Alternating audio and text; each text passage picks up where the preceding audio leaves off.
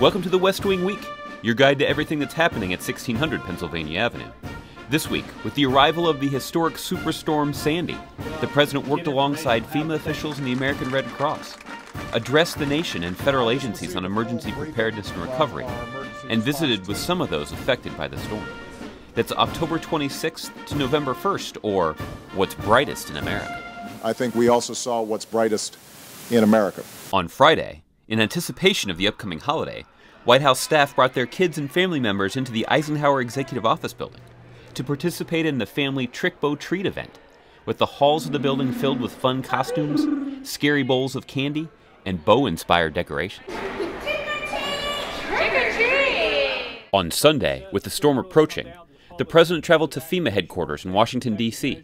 to ensure that federal resources were pre-positioned and plans were in place to move quickly in support of state and local response efforts. We have to take this seriously.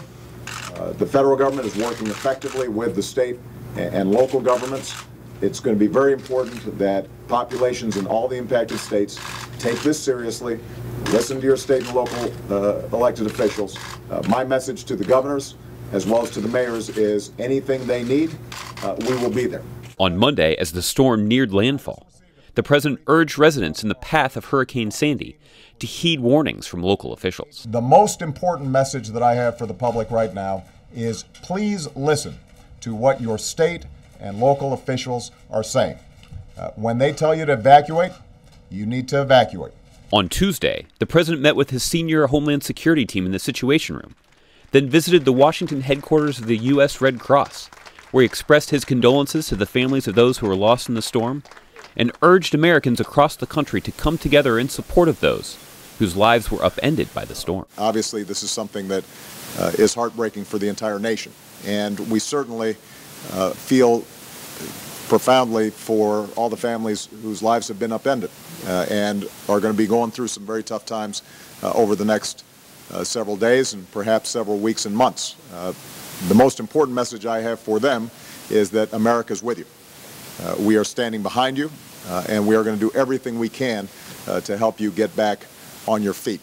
On Wednesday, the president traveled to New Jersey, where he and FEMA Administrator Craig Fugate met with New Jersey Governor Chris Christie and spoke to residents whose homes were damaged by the storm, praised the efforts of first responders who risked their lives to protect their communities, and vowed to continue working closely with state and local officials who are responsible for leading the storm recovery and response efforts. We go through tough times, but we bounce back. And the reason we bounce back is because we look out for one another, and we don't leave anybody behind.